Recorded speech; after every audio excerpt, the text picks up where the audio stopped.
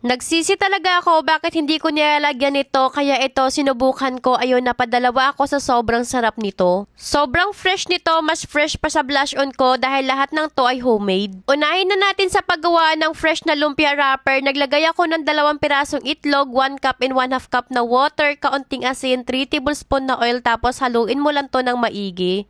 Yung halong-halo talaga, yung magsama na yung itlog at tubig. Ito okay na, kaya ilagay na natin yung 1 cup na all-purpose flour, 1 tablespoon na cornstarch, tapos haluin lang ulit to ng haluin hanggang wala na itong buo-buo.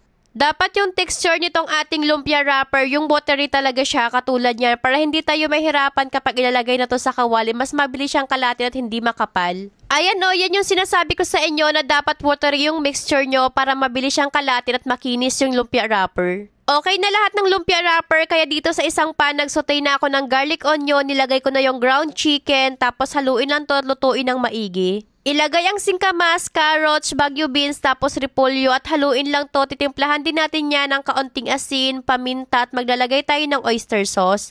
Grabe, napakasarap ng gulay na to. Pwedeng-pwede na talagang kainin kahit ito lang. Ayan no, itabi na natin to dahil gagawa naman tayo ng sauce. Nag-roast lang ako ng peanut dito, tapos kapag nag-brown na yan at medyo nag-oil na, ilipat mo na sa blender at i-blend mo lang to.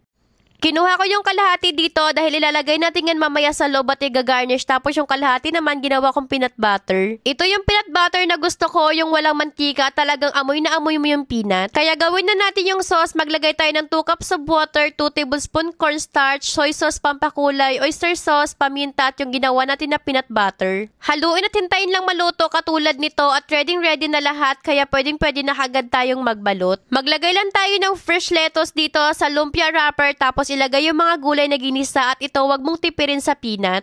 Kasi grabe, sobrang sarap at ang lala talaga ng lasa niya at talagang ibang-iba yung nabibigay niya na lasa dito. Kaya sa sobrang sarap nito, nakadalawa talaga ako at ito na rin yung dinner ko. Perfect rin talaga to pang negosyo kasi kahit sino magugustuhan talaga to. Kaya naman kung umabot ka hanggang dito, i-comment mo na rin ko saan umabot itong napaka-fresh na homemade na fresh lumpia ko at pati na rin yung blush on ko. Binuhusan ko na ng napakaraming sauce kasi napakasarap rin ito. Talagang lasang-lasa mo yung peanut dito. Ito na yung ginawa ko na fresh na lumpia kasi lahat to homemade. Pati peanut butter, talagang napakasarap. Tapos ito, sobrang the best. Ayan o.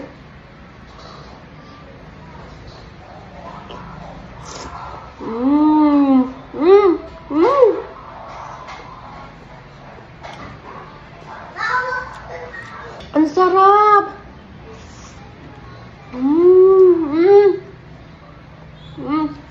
Sobrang sarap!